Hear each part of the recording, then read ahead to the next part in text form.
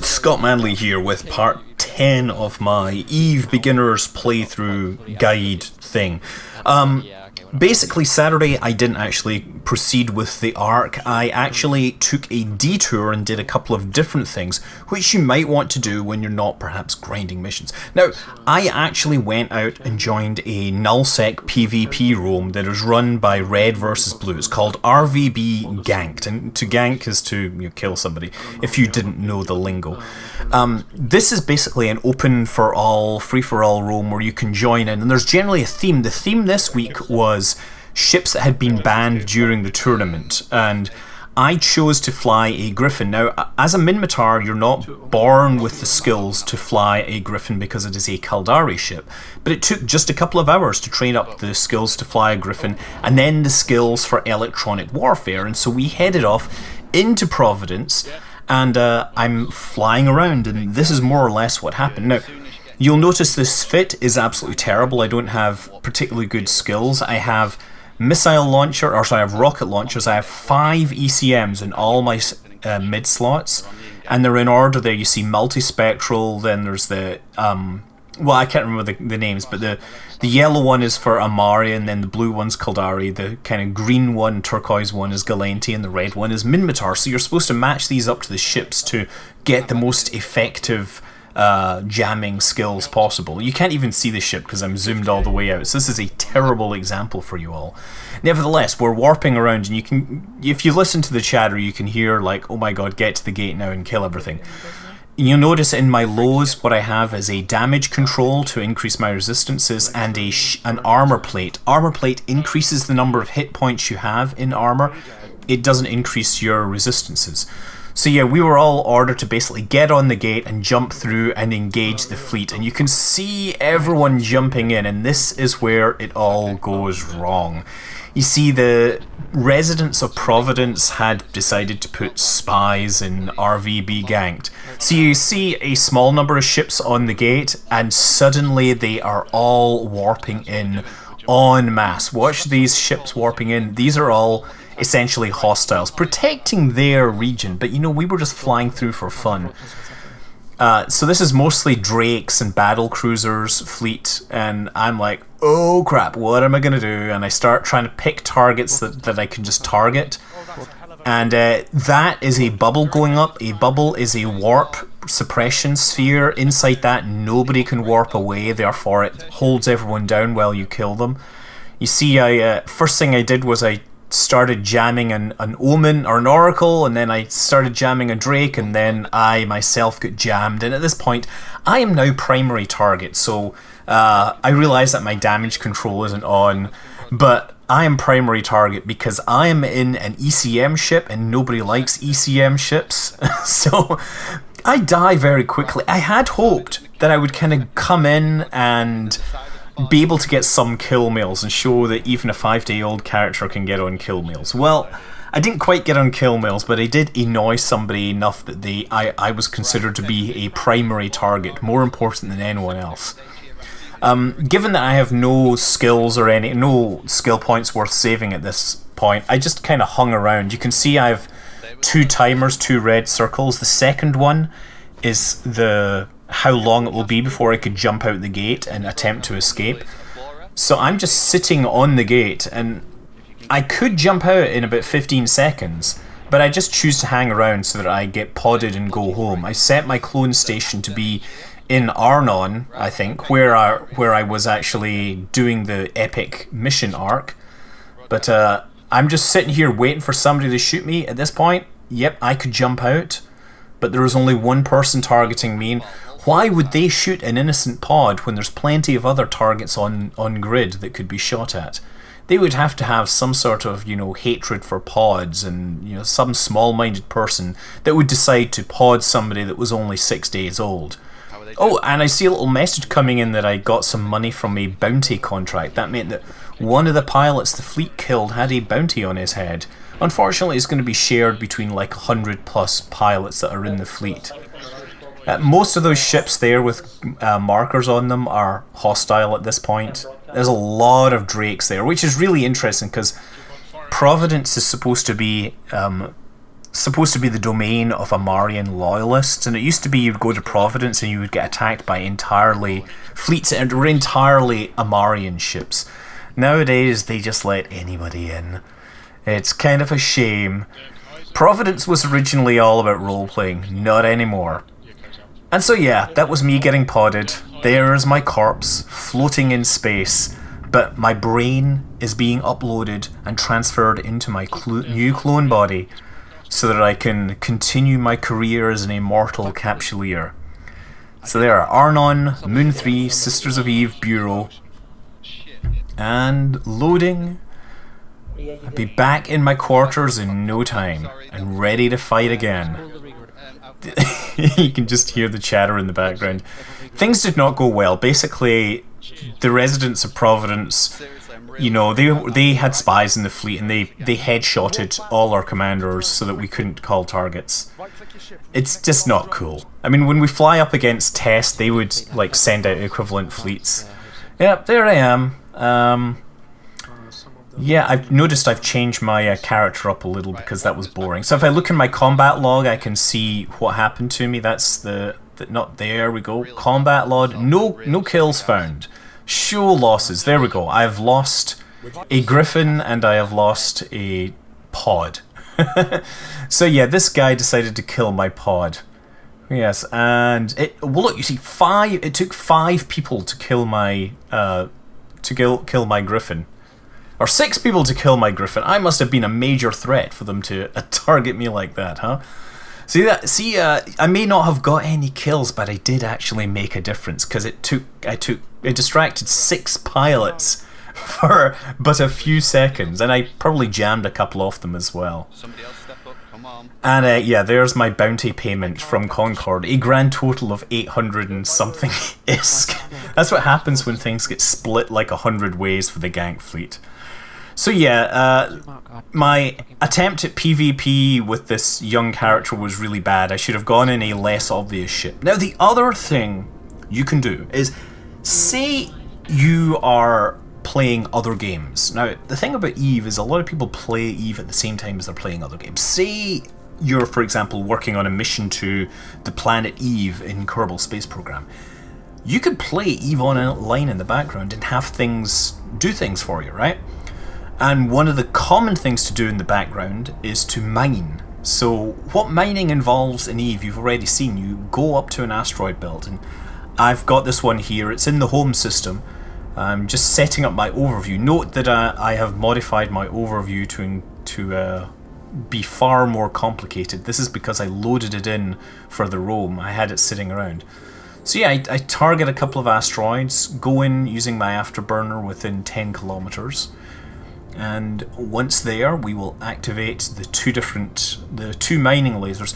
It's a good idea to spread your mining lasers around so that if you deplete an asteroid completely, you're not killing both cycles on your mining lasers. So yeah, just stop that now and sit here and sit back. And while this is going, I'm basically, say, playing Kerbal Space Program at exactly the same time. Now these things are going to bring in something like 180, almost 200 cubic meters per minute, right? So to fill 5,000 cubic meters is going to take about 15 minutes, right? So that's, or 25 minutes actually. That's, it's going to take a while. Yeah, I can't do basic mathematics. So at this point, you can just sit there and check in every few minutes to make sure that your asteroids aren't depleted. In fact, if you're listening, you can hear it because it'll say the asteroid has been depleted. There will be a voice that tells you that. And every minute, you're getting a couple of 100 cubic meters of Veldspar, and that works out to be about 25,000 ISK. So 25,000 ISK and times, 25 minutes is 625,000 ISK. So you could make 1.2 million ISK per hour just sitting around and letting these things cycle. And I haven't even optimized this. There's a lot of skills and stuff you can train to make this better, right? You can first of all train up your mining skill, which is important. That increases the amount of yield you get per cycle. You can train up your skill with the spacecraft, which is the Venture. Once you get out of trial, you can actually get into things like retrievers and exhumers. The retrievers are a type of mining barge which is very popular because it has a really large hold.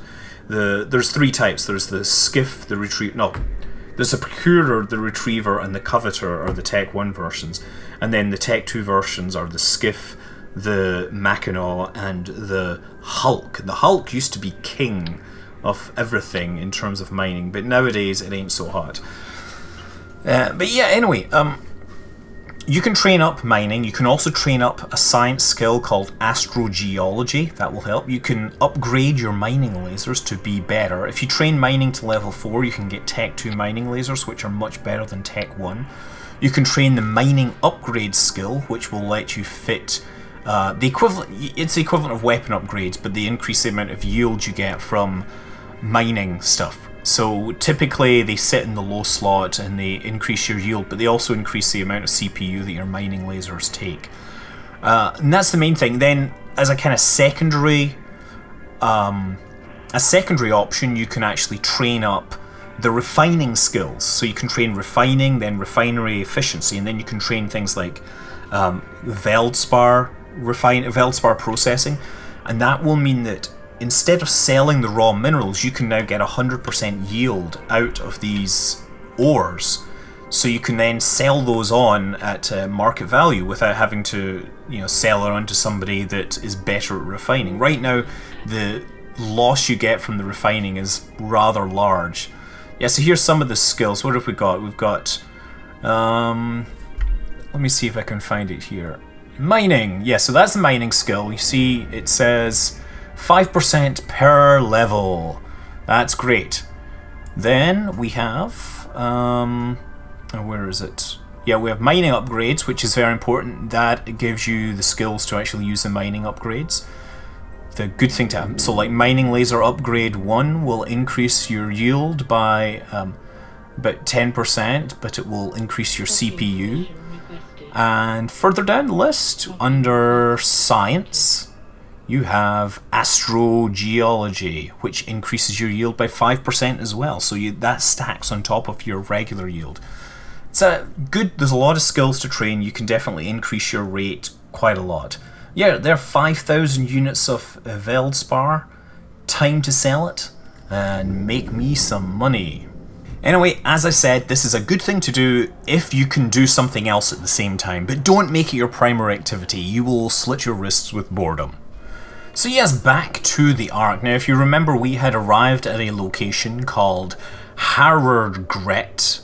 Harrogate, yeah. Basically, I was off to see an agent that would know all about drones, because the drones were behaving strangely, and they have this mission explaining that they want to go and find this corrupted drone. All the drones have stopped working. But while I'm here, I actually want to talk about this dude here, who is a mining agent. Now, mining is something that you generally don't do as missions, right? But there is such a thing as mining missions, and I actually have my mining thing here. What I've got to do is go out and mine 3,600 cubic meters of augumine and then return it to my agent for 31,000 ISK. Now, you can do the mathematics on that. Remember mining the Veldspar? Mining about 200 cubic meters per minute. So that would take 5 minutes. And for this, they're paying me 39,000 plus 31,000. So you would think that I would be getting about... this is basically way less money than you get. Now, the loyalty points are kind of useful, but generally, you don't want to be doing mining missions at all. Right? Just let's make it clear. No, don't do any of the mining missions from any of the agents unless it's the only thing you can do to get standing with a corporation. It is a waste of time. Combat missions fine, courier missions fine, mining missions stay away completely. So anyway, back to this. Let's accept this mission. We're going to go out and get these drone components. Yeah, there's three types of agents. There's actually 4 types of agents, other than special agents.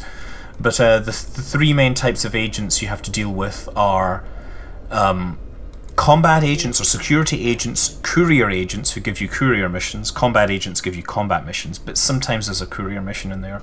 And then there's mining agents, and the mining agents are, yeah. There are storyline agents who will contact you every 16 missions for a given faction. So if you do 16 missions for a faction, they'll say, hey, you're doing a great job.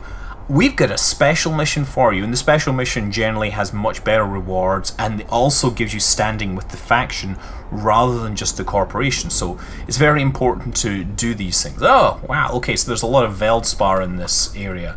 I should probably load the mission profile here.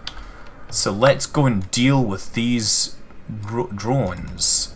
Broken Duval Laboratory. Duval Laboratories being a Gallente corporation who do all sorts of things. No, what? No, I don't want that. Going straight towards these, activating that. Not in my targeting range. One of the nice things about flying that Griffin, incidentally, was that it had a targeting range of like 68 kilometers, so I anticipated that I would be able to sit at a distance and lock the targets and kill them while my friends were zipping around and actually putting themselves in danger. Did not work out as I had planned, as you noticed. The electronic warfare ships generally have much higher rates, of much higher targeting ranges. Also notice this adaptive invulnerability field. This is an active module, so you have to turn it on. But when you turn it on, it gives you a 25% bonus to all your resistances. This is a good thing. There, we're gonna kill all these now. Kill the drones. These are kind of interesting looking. See, rogue drones. Wow, got claws and everything on them. Of course, the claws don't work very well against machine guns. It's just like, hi, look at my scary teeth. Oh, but I have a machine gun.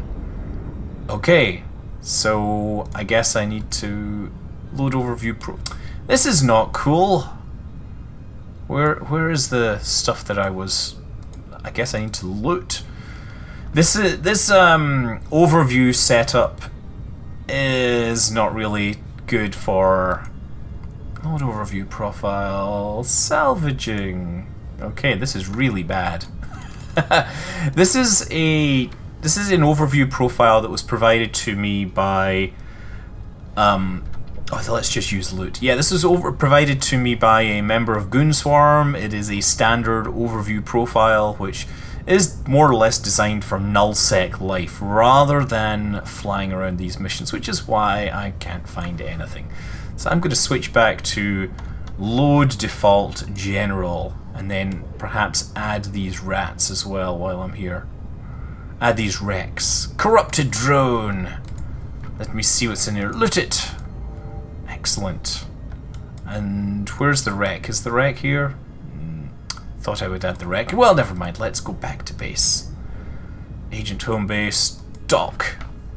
And let's reload this and reload this so that before I get back to base. So yeah, this invulnerability field is an active shield hardener, needs to run, and you see that it gives all my things a nice bonus. If I turn it off and I turn off the damage control, you can see my resistances drop back to normal. Just wait till the cycles finish. You see 000 in structure, 020, whatever. So damage control gives me that, invulnerability gives me that. And that is surprisingly good. Invulnerability is kind of a great field. Generally, if you're doing PvP, you kind of want uniform resists. If you know what you're fighting, you might want to adjust your resists to target that specific enemy. Although that can put yourself in a bad situation if you get into PvP. Incidentally, if you want to avoid PvP, you should use the safeties, or you should enable your safeties to avoid doing things that will get you into trouble. Although even then, there's limits to that. Okay, let's complete this mission. Request mission. So he says, wonderful, an RRD team has been waiting for your return. Are you available for another mission? Hell yes, as long as you're paying the sweet cash. Okay, what they're saying is, a recently established colony still depends on Federation support for items they can't produce yet. Their last shipment of medical supplies was lost en route. We think it may be due to rogue drone action, therefore making this mission relevant to you. Basically, take all this stuff. Deliver antibiotics to the Colonial Supply Depot. Accept. Yes, so where's the antibiotics? Antibiotics. Oh, that's in my Thrasher. I should probably unload my Thrasher just now while I'm like doing all these things. Unload into the item hangar. In the item hangar, antibiotics, because it's really bad to get out to a mission and not have antibiotics or not have the item you need. There are some missions that actually require you to pick up an item which you can buy on the market.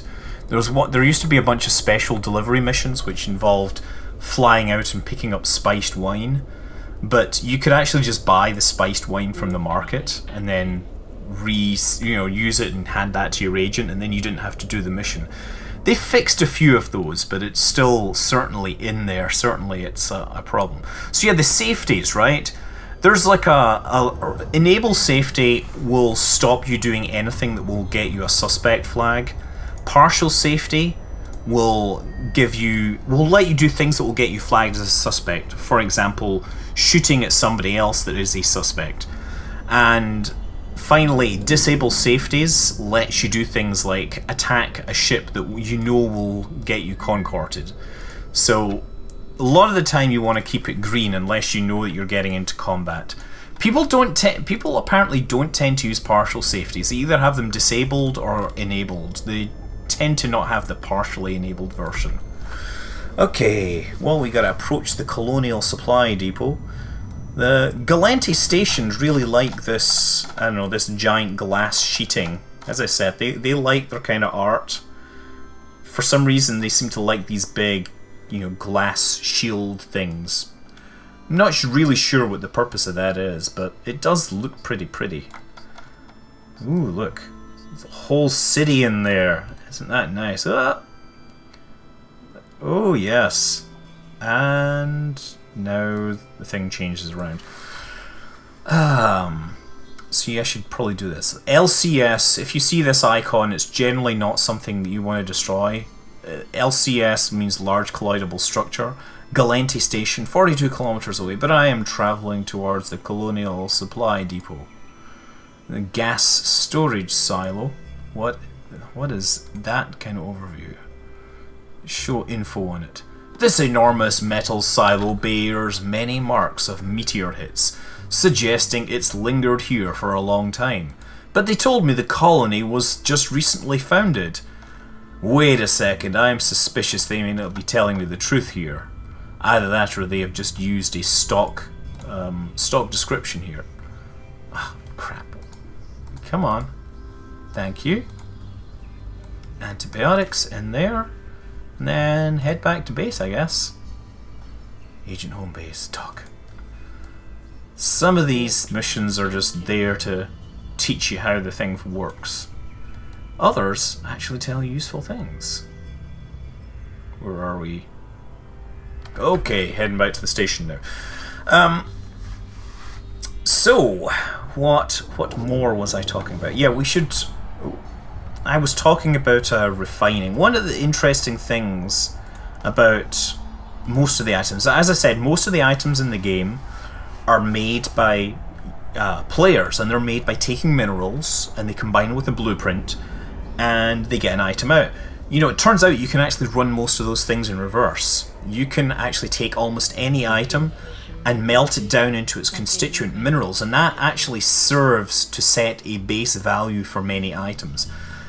Many items nobody has use for, so they sell for the value of their minerals. It's generally only like meta level 4, sometimes meta level 3 depending upon demand, but meta 4 items tend to be the ones that are most interesting. Complete mission. Request mission. But with all the ships rebalancing, you don't always get 100% back anymore. Lair of the Snakes. I told you if you helped me. I told you I'd help if you helped me. Well, the Serpentis Corporation has kidnapped one of Creodron's top minds, Dr. Aspasia Castile. She was analysing these drone parts that you recovered earlier. What a coincidence. The information she has is critical to figuring out what's gone wrong with the drones. But the Serpentis aren't going to let her go without a fight. They're planning to take her to their installation at Harrogate. I want you to get there first, destroy their base and the ships guarding it before the transport arrives. Sounds like a great plan. Except, and let's undo. The Serpentis Corporation began as a Gallente research firm, developing over time into the notorious drug cartel that they are today. The Serpentis have an ongoing deal with the Angel Cartel to provide protection for various Serpentis research stations. And there are substantial bounties issued by the Gallente Federation Navy on any ranking officer from the Serpentis Corporation. Now you see now the rewards, 100k, 125k.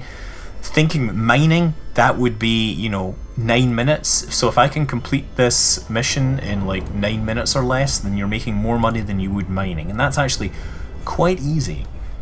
And this isn't even a particularly hard mission at this time. It gets better and more awesomer later on.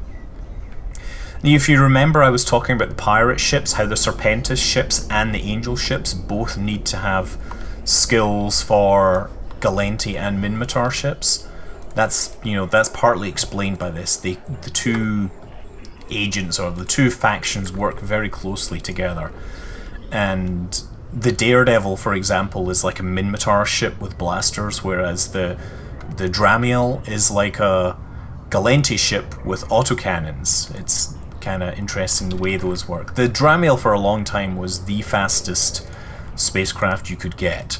It's not necessarily anymore, but it's still no slouch. And the fact that it has drones and guns makes it a viable proposition, a formidable proposition on the battlefield. Okay, let's start shooting these things.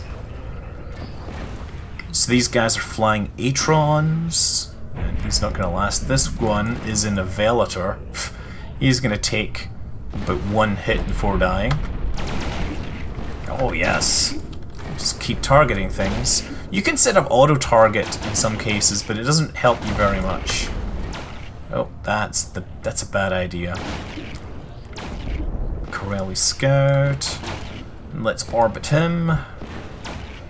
Bring him around to shoot him up more. Oh, I set my orbit distance to 4 kilometers. That's a really bad idea. Set default orbit distance to 1000. There we go. Yes, that's more like it. I forget, because it keeps... Because I was using that in a previous ship, it remembered that. I set my Griffin to orbit at 4 kilometers, not even expecting to be that close in, but I guess it happens. Okay, ooh, Corellio's soldiers. The soldiers are much more dangerous because they are actually destroyers, so these guys are in much tougher ships. You see, this is an Ishkur, not an Ishkur, but an Incursus, and these are catalysts, so I'm gonna take this one down first. And you see I'm starting to take damage in my shields, but all the same, they should provide no real resistance. My guns will make short work of them. Look, that's a Gallente destroyer there. Ha ha ha, nice. Let's take this one down. Corelli Watchman. And then we'll orbit this guy to kill him. There goes the missiles. Oh wow, getting into my shields now. But I'll give maybe one cycle of boosting to my shield. Not too many, because I want to watch my capacitor. There may be another wave, and we don't want to be running low on capacitor when that happens. Oh, wow, this guy's too far away now. Get in close before I kill them. And I should probably have these on... Oh, on the overview. Oh, never mind. Okay. You can right-click on any object in space if it's not on your overview, and then add it to your overview. Okay, there's the beeping warning that my shield is running out. I'm going to run this to reinvigorate my shield a little, but you see that I'm very quickly losing capacitor. Shield boosters burn through capacitor pretty quickly. Okay. Oh man, okay, now we really have to worry because there's few different things. Okay, so what I'm going to do is this chief spy, I'm going to orbit him really close. I'm going to turn off my because my capacitor's low, I'm going to turn off my hardener for but a moment. The idea being is that this is the one that can do the most damage to me. So if I orbit him really, really closely and quickly, he will not be able to damage me. Now, I've turned this off just to save capacitor for a few seconds, but once they start firing, I will turn it back on. I'm really just concerned that I will run out of capacitor before I get in close enough to stay alive, I guess. I should be moving fast enough that this cruiser will have a hard time tracking me, but you never know. So they still haven't started targeting me. You'll see yellow boxes when they start targeting. And there we go now. And somebody's trying to dampen me as well. So just start shooting these ones. Although they're not the ones I'm orbiting, I'm going to orbit this guy, but shoot these guys, right? That's how it's going to work. Because the cruiser is the one that can do most damage to me, but if I stay close to him, he will be unable to hit me. And my weapons will then be able to tear him apart at their liberty, at my pleasure. There, you see? And this is a cruiser. This guy's a badass. Not for long, though.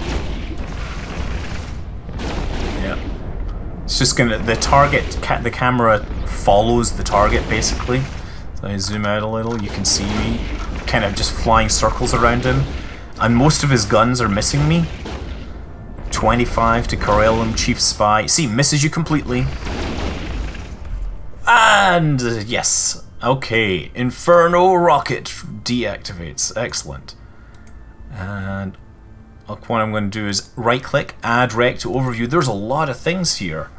But I guess I haven't seen the dude, the guys, we haven't seen it says objective completes. Clear and ambush the personnel transport, but the personnel transport appeared and then disappeared instantly. So I guess I'm just going to loot these as quickly as possible. If you want, you can fit tractor beams. They take about 100 they take a whole bunch of CPU, but they you can target objects a long way out and then use that to bring them in towards you at 500 meters per second. While you can probably fly faster than that in many ships, you can drag things from multiple directions and it helps. This shows that it's not empty, but it's showing as empty. I'm not sure what to do about that. Again, I'm only looking for the ones that look like they have stuff in them, because that's the stuff that will potentially have value. Now, interestingly, you see this here, estimated price. You can actually select the things that you just picked up, for example, and it'll tell you that's worth 37,000. You can see that my ammunition is worth 319,000. So this is based on an average price. It is not necessarily the price you will get in the market. You can actually get more than that if you know what you're looking for. You know, if you're very careful, you can actually sell things for more than the average price. And that's good because it means you can make more money. Okay, and there's just one more. Mission is complete. I'm just stacking all again. What have I made? 113,000, that's just from loot. Of course you've got to sell it all. Again, you just sell this stuff at this point. Don't bother melting it down unless you have a ginormous pile of loot that is worth, you know, is going to take you too much time to deal with it. Regulated light electron phase cannon. Yeah, that's great. That's another blaster. Okay, we're going back to station. Agent home base. Dock. Stack all. Yeah, it becomes much more common later on to refine everything. Once you've trained refining 5 and refinery efficiency 5 and then scrap metal processing, at that point you can get all the stuff back out of loot and it becomes much faster to just melt most of the stuff down. And there are actually guides which will tell you if you give it an item, it'll tell you whether you should melt it down or whether you should actually try and sell it for a profit. And generally you're melting most of the material down in the game because nothing else is worth it. Because, you know, most stuff is essentially of little value these days. Everybody has gone well up the tree in terms of values. And where are we? Docking permission granted. Okay. Epic Arc. We talk to you. Complete mission. Request mission. And they say data retrievals. I'm glad you contacted me. Since you destroyed the Serpentis research station, the transport ship headed to another location to make the transfer. Though we were able to intercept, both ships were lost in the course of the ensuing battle. However, we believe a data core containing Dr. Castile's notes may still exist. Your task is to go to Harrogate, locate the data core, and bring it back to me. Be warned, all indications are that the ship was contacted by the Guardian Angels as part of their protection agreement with the Serpentis Corporation. I'm sure they'll send a ship to scan the wreckage to see what can be salvaged. Okay, so I gotta retrieve it from the destroyed ship. I don't need any, I don't need anything here. So this whole mission arc is actually designed to bring... The whole point of it is to kind of introduce you to all the various players. Thorium charge I don't need, that's ammunition for railguns. So I'm just going to accept this, and it's in the same system, so it's pretty easy. And Angels, if it's Angels we're expecting, we should be switching to fusion ammo, explosive damage. Or if you have, if you're using rockets, use Nova rockets. So I'm going to switch to fusion. And we're going to warp to the encounter. And I have Scourge. I'll switch to Scourge for this lot. Scourge does kinetic damage. And what do we say? The Guardian Angels are a division of the Angel Cartel, occupied with guarding Serpentis space stations. The Angel Cartel is the largest and best organized of the space-based criminal factions. The Angels are divided into several groups, each with a distinct function. The Angels recruit members from all the races on Earth, thus not bound by any zone of operation. I think I've already read half that before. But it's good to know all that again. Ah yeah, so your journal is a useful thing. It contains all the information you need to know about things going on. Yes, Gisti. Gisti are angels. So here's one dude. Gisti Hunter. There he is. Isn't that a nice looking spacecraft? Not really. Anyway, turn on my afterburner and approach full throttle. And yeah, just gotta keep these targeted. Okay, never mind. You can switch on tactical view as well, and you can see, you know, where they are in space as well. Some people prefer to run their missions from this point of view so they can actually see what's going on. It certainly is useful for gauging distances and things like that. Okay, now we got the Impaler, that's the one I'm going after first. And start firing. I think I started firing a little early, that's bad. Okay, let's close the journal for now. We'll talk about the journal later. So you can, this is a useful way perhaps to actually get an idea of what's going on in the battle. Okay, and we have the Hunter next. Let's orbit him, fire weapons. We'll target the Ruffian. Of course the thing likes to keep changing the camera angle for you. You can change you can set it up so it doesn't change the camera angle if you like. I can't remember what the option is for that, but it is possible if you find it very annoying. It can be very annoying because if you're making movies and stuff, having the camera angles change all the time can be extremely frustrating. I'm just using missiles on this guy. You know what, I should just finish him off. One shot, one volley will destroy him. Oh, this is a Nomad. Yeah, look, this is another type of spacecraft.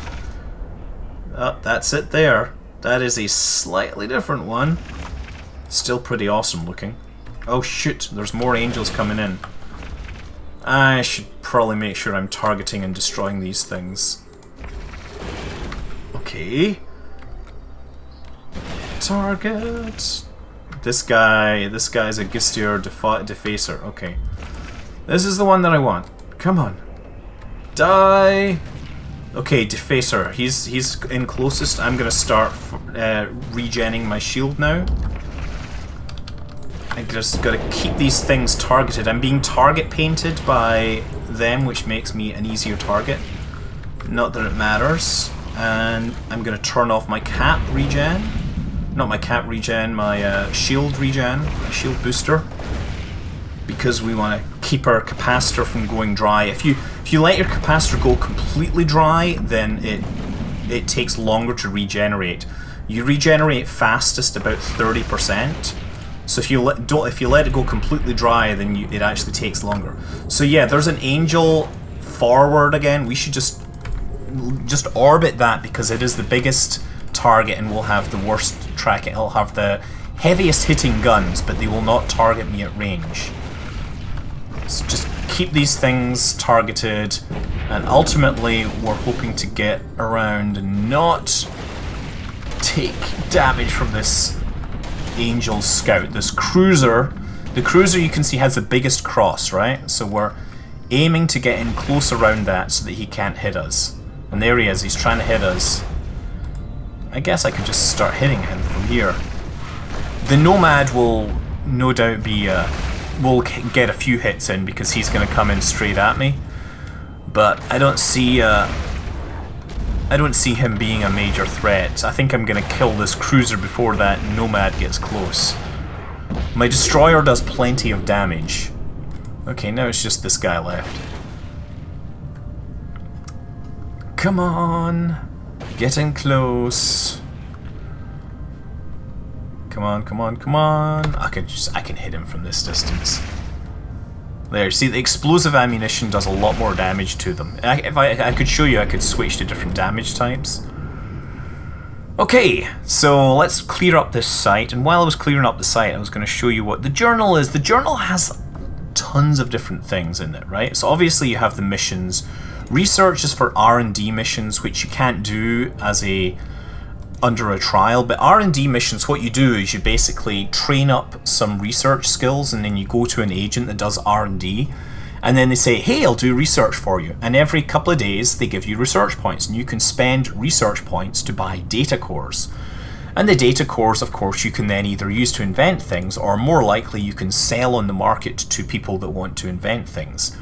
And it's a good way to earn some background cash because it essentially requires no effort at all.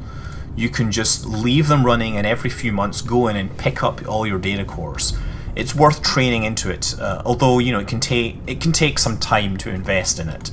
And the nice thing is you can train it for all the characters on your account. Even you can make them so that they do nothing except research. And they will get you money for free all the time, which is, you know, no bad thing, let's say. Come on. This thing is not as agile as I'd like, but hey, it is a Minmatar ship. It is probably more agile than the other spacecraft. So yeah, loyalty points. I have not earned any loyalty points yet. Loyalty points you get from doing regular missions, and loyalty points can be spent in the loyalty point score. Now you get LP, loyalty points, on a corporation-specific basis. So for example, if you do missions for Creodron, you'll get loyalty points with them, and then you can go to their store and buy their fancy things. And there's the special data core. Time to head back to home base. Dock. Now, loyalty points are probably one of the most important things. That's a major reward in missions that often people overlook. Early on, it's hard to really get a lot of loyalty points, but as you really get good at missions, if you really want to get really good at missions, you can earn a lot of these. And what they do is they let you buy faction ammo, faction weapons, faction modules, basically, you know, faction ships. Faction being, you know, roughly 10% better typically than the base Tech, you know, 1 version. A lot of the faction hardware is better than Tech 2. Or at least equal to Tech 2, but with lower fitting costs. For example, Caldari Navy missile launchers are better than Tech 2 missile launchers. But on the other hand, you know, Amar Navy lasers aren't any better than Tech 2 lasers, but they are easier to fit. They don't need as much power grid. So that's what loyalty points are all about, and perhaps we will spend some time doing some missions. I could do this mining mission. No, I can't. I'm not going to do that. No, that would be far too boring. Okay, so let's talk to Delphine Srazier. Complete my mission. Request mission. So, the data core you recovered is proving interesting. Before her kidnapping, Dr. Castiles found several oddities in the drone components. Honestly, it's created more questions than answers for Career Drone staff. As a sign of good faith, I'm going to share some information with you. Our drones are being corrupted by some other kind of drone. I need you to take some information to a friend of mine in Caldari space. And the Gallente and the Caldari don't get on, remember, they're essentially at war all the time. They've also been suffering from drone problems recently, and this data may help him and his people. I need you to keep this quiet. Our friendship isn't exactly something we're broadcasting, not with both of our empires at each other's throats. If you agree, I'll make sure the information is securely hidden on board your ship. You'll never know it's there. All you have to do is go and talk to Imuri Asaka. So I'm going to set destination. I'll take care of the rest. So that's us. I'm just going to load 55 cubic meters worth of stuff into my Thrasher and carry it with me. And we're going to accept and head over that way. And so this will be a flight across the universe. So yeah, Federation, here's the story. And this is a story that's related to one of the trailers for Empyrean Age. Empyrean Age was I can't remember, it was basically the release, the expansion that added factional warfare, and one of the trailers, which was one of the first things I remember about seeing EVE Online, was they had this trailer which was it was broadcast during Battlestar Galactica on TV, so it was like, you know, a TV commercial for EVE, and what it showed was a news report from this station, basically. A Federation-owned Nyx-class carrier rammed into a Caldari station owned by the Ishikon Mega Corporation, killing hundreds of thousands of people, including the Caldari state's most popular centrist figure, Otro Garyushi. In retaliation, the Caldari Navy crossed the border zone, fighting their way to Caldari Prime in Luminaire. The Gallente Federation's forces were soundly defeated. Caldari armed forces succeeded in taking control of the planet and seizing millions of Gallente hostages. For now, Caldari Prime is firmly in the hands of the Caldari state, despite its location in Federation space and despite the exposed Caldari flanks in their own territories. Based on the rhetoric flowing from both sides, hostilities are only going to increase, and people are maintaining connections with the enemy will place themselves and their corporations at risk. But actually, that is out of date, because since then, of course, we've had the battle for Caldari Prime. The Titan in orbit around Luminaire has been destroyed, and the Gallente are firmly back in control of that system. So, yeah, they probably need to update this. This mission was added, I can't remember, several years ago. But it's a great thing. I totally recommend doing this mission arc, because it is very, very lucrative. You can do it with very low skilled character, and there's not much else you can do at this skill level that will make you quite so much money. Just looking at the route here, it's like 6 jumps out, and we're going to cross into the Caldari border zone and into the Citadel. You can see projected in space, now wait a second, that's the way we're going. Can't quite see how that goes. Oh yeah, we're going to go to that star, so the gate will be there. We'll jump to that star, there, to there, and then eventually we're going to cross over into Caldari space. There's a very nice planet there. Ah, yes. And so here we come to the Gallente Gate. So we'll actually get a look at Caldari space and how it is, again, different. So anyway, looking back at the journal which I was talking about, expeditions are things related to exploration. If you do exploration, sometimes you will find a site, a combat site, and after clearing it you will get a message saying, hey, we found evidence of more awesome stuff here. That is called an expedition. That's called an escalation, right, where the site basically takes you to a better site. And you're the only people that can see those. They're like secret sites that are created just for you, and you can follow the whole thing through. So if you are in exploration and you're doing combat sites, you will find these occasionally. Contracts obviously allow you to buy and sell stuff outside the market, and there's a lot of things you can do with contracts that you can't do with regular market. For example, you can take a ship that has rigs fitted like this spacecraft, and then you can package it up and sell it as a whole without taking the rigs off it, and that's Useful if you want to retain the value of the rigs, because the rigs would otherwise be destroyed if you tried to sell the ship on the market.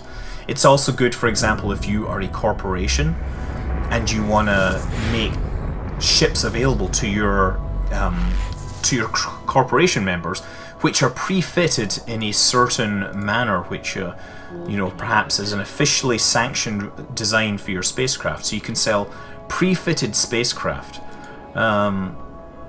So yeah, you can actually. I wonder if you can see my corporation. Yeah, you can search for contracts elsewhere. Planetary launches is all about finding cans in space. When you start in planetary mining, you can launch canisters into space and pick those up. That's how you track them here. Epic Journal, of course, tracks what is going on in the sequence of missions, so you can read through what actually happened, if that's your thing, if that's your interest. Automation impediment. You retrieved drone components. You took needed medical supplies. You destroyed a Serpentis installation before they could use it to hold a hostage, etc., etc. So there's several other epic mission arcs. There's 4 level 4 epic arcs, and those are really, quite tough at times. They're tougher than your average level 4 missions, and you should only typically be doing them in battleships. There's also a bunch of what are called speedboat missions. There's 2 sets of speedboat missions, and those are, there's one for the Guristas, who are the Caldari, like the pirate version of the Caldari, and there's one for the Angels, the Angel Cartel. And in these, they're equivalent of level 3 missions, supposedly, but you're supposed to do them in frigates, and more specifically, you're supposed to do them in interceptors or assault frigates. But actually, I've done them a couple of times, and I've done them in stealth bombers. Now, set up a stealth bomber with torpedoes and target painters, and they do pretty good damage. And they also have the advantage of being able to warp around cloaked, which is very good since the speedboat missions are all in nullsec space, and therefore you are forever trying to not get killed by random locals. Even although we, Goonswarm essentially controlled the area, it didn't mean there weren't pirates around. Okay, so I'm about to go into the Citadel? Oh no, I am in the Citadel now. Look, nice blue skies. So this is clearly the Caldari Nebula. You can see the Galenti Nebula over that side. So we've now crossed into the Citadel, which is a Caldari region. There are 3 Caldari regions. There's the Forge, the Citadel, and Lone Trek. And there's also Black Rise. Black Rise is where factional warfare happens. Oh, and that's another class of mission, actually. Yeah, there's a bunch of agents that are doing factional warfare. Now, factional warfare is essentially missions with PvP involved. The idea is you take a factional warfare mission, which is typically fly to some location and kill some target. The difference is that location is in a low-sec area, in a war zone, and as soon as you fly into the system, the beacon becomes active and everyone can see it. So you perhaps have to deal with pirates or hostile, members of the opposite faction. They're very, very lucrative. You can make a lot of money through loyalty points, because there's stuff in the factional warfare license stores, LP stores.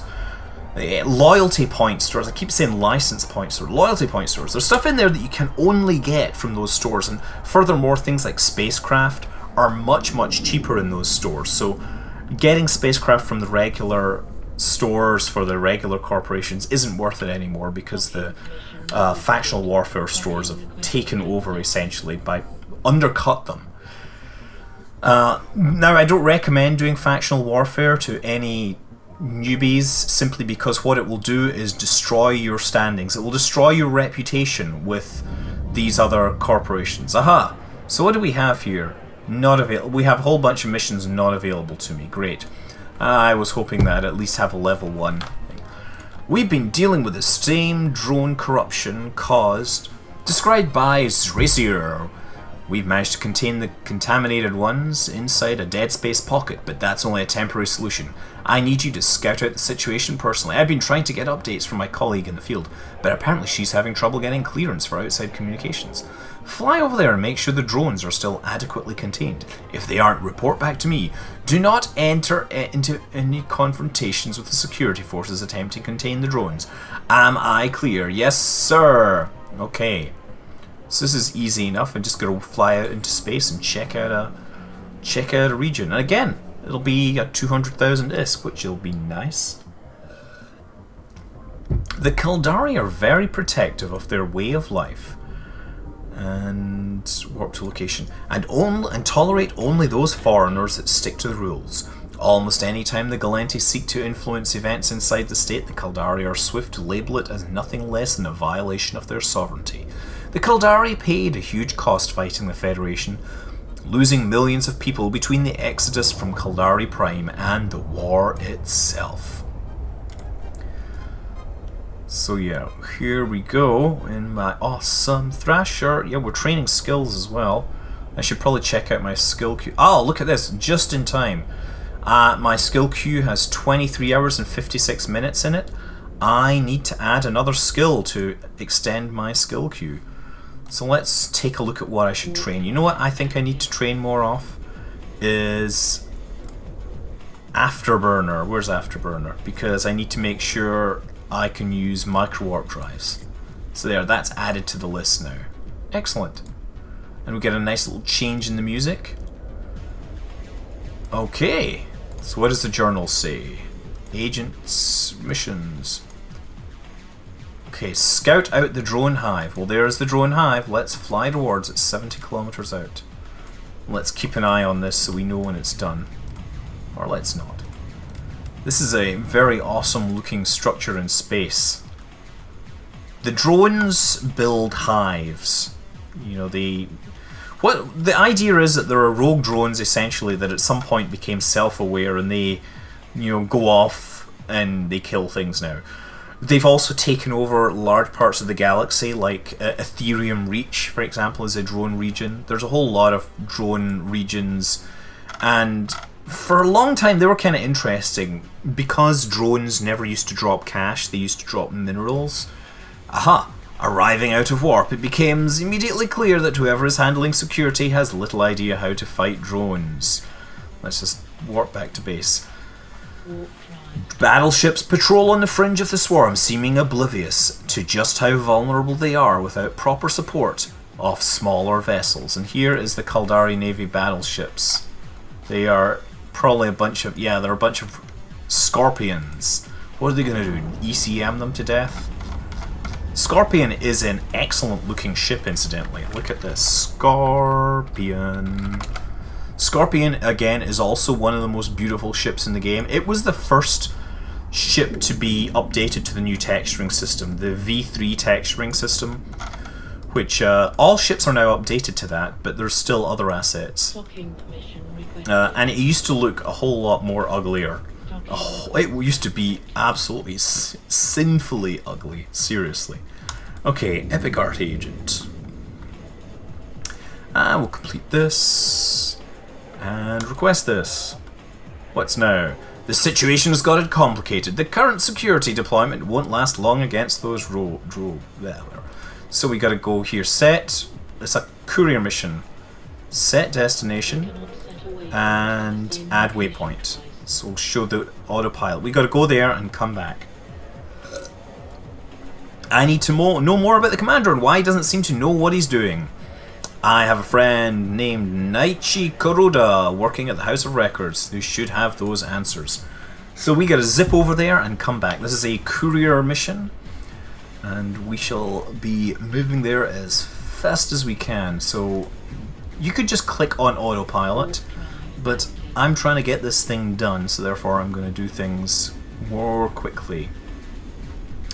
So yeah, I had the fleet view up earlier because I was part of a fleet, but not anymore. Oh, look, I love the way you warp through stations. In warp, nothing will get in your way. So yeah, you have other types. You have the Scorpion Ishukon Watch, which I believe has never actually been added to the game. So people are still trying to buy it, but I don't think they added it as a model. It was originally they were going to sell it through the Aurum store, but then there was a huge kind of uproar about the price, about seeding ships through a store that was only available for real game, real world cash, and so they pulled that option.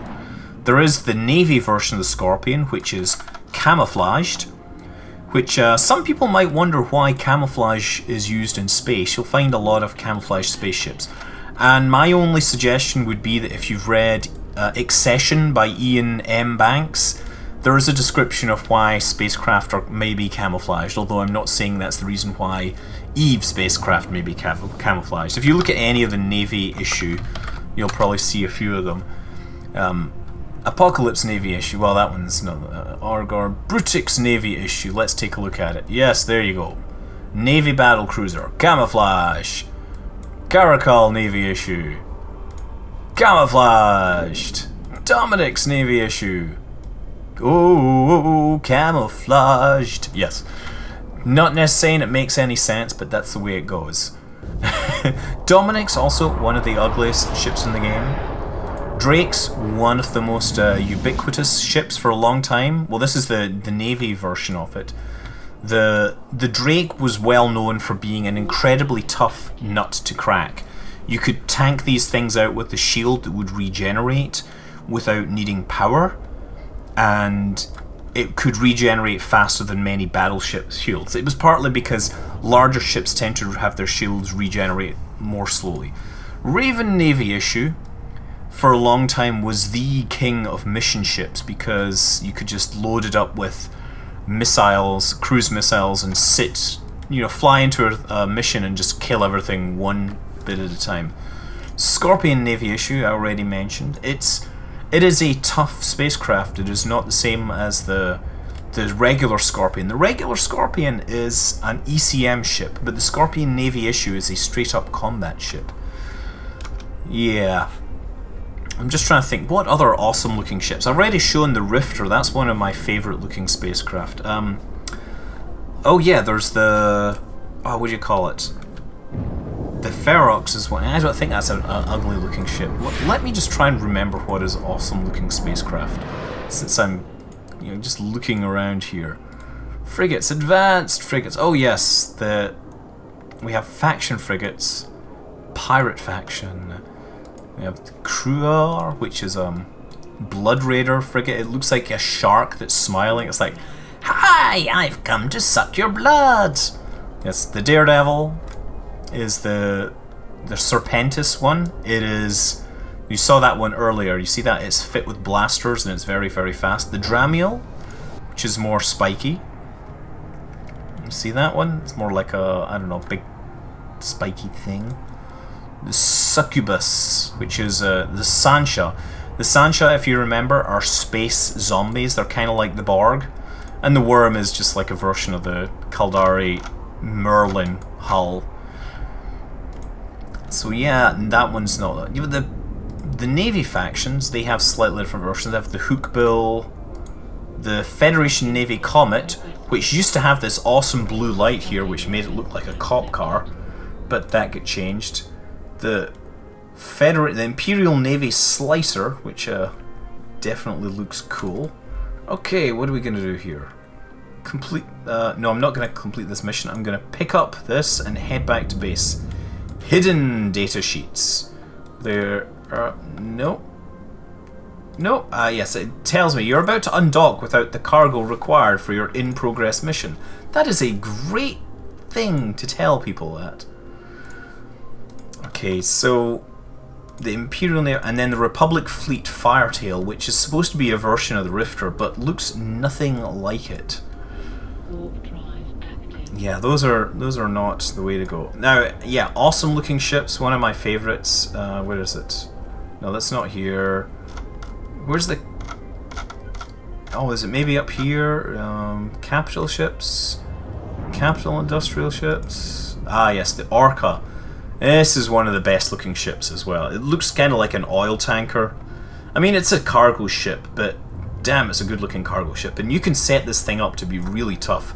I actually killed targets in one of these things once. The Titans obviously are very well known. The Avatar, I think, is the best looking Titan. It looks kind of like a mushroom and it fires a very awesome beam of light. And it also looks a little like it's got a smiling face going, "Ah!" You're screaming like that out there. Caldari and the other ones aren't nearly as good looking. And none of the Dreadnoughts look good. I'm sorry. There's no such thing as a good looking Dreadnought. Phoenix just kind of looks like a box. The nice thing about the Dreadnoughts though is they do have an animation as they switch into siege mode. The Moros and the Minmatar, Naglfar, which is cool because it is vertical. And vertical ships are extra cool. Which is why of the standard battle cruisers, the Minmatar Tornado is also in one of my in my list of favourite ships in the game in terms of looks.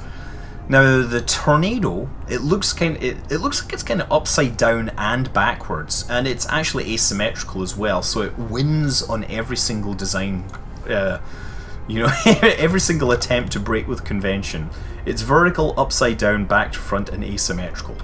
This was actually a winner of a Design Your Ship competition, which was held by... It was actually held in collaboration with DeviantArt, but well, it was a kind of controversial thing because the people at DeviantArt picked the best ones, and a lot of the finalists were absolutely terrible and had no relation to the design philosophy that was prevalent in EVE. So thankfully this one won it, and then later they came back, and I believe the Oracle, they had a second one where the rules were much more realistic and the finalists were more realistic, and yeah, the Oracle was the winner, but I'm pretty sure the Naga was also in the list. This looks kind of like a pair of office blocks sitting next to each other. This has 8 railguns and does ridiculous... It's great at shooting things. It's a great sniper. But of course it does kind of look like the Caldari Rock, which is also like an office block in space, but it's an office block with guns. It's one of my favorite looking spaceships in the game. Yes, I'm really getting diverted into what looks like awesome spacecraft because I just, I think it's important to know these things. Ah yes, the Apotheosis, that's an interesting one as well. This is a little shuttle which was given out on the 5th anniversary. It's kind of pointless, it's just a little shuttle you can fly around in. For you children on your 5th birthday, may your next 5 years be as full of promise and hope, and may you one day walk with us as equals among the stars. It was supposed to be given by the Jovians. And then for the 10th anniversary, they gave us this, which you will probably see later. This is a battle cruiser, which actually does some pretty cool damage, and they actually have the Society of Conscious Thought logo right there on it. And then you have these ones, the Cambion, the Freki, the Malice, and the Utu, and these things are worth about 50 billion ISK each, because there's only 50 of them in the game. And they have the tournament, you can see Roman numerals, that was a prize from Alliance Tournament 8. Anyway, look, we're here, and it is time to complete this mission, and I think it is time for me to go. And we shall continue this in the future. Until then, I'm Scott Manley. Fly safe.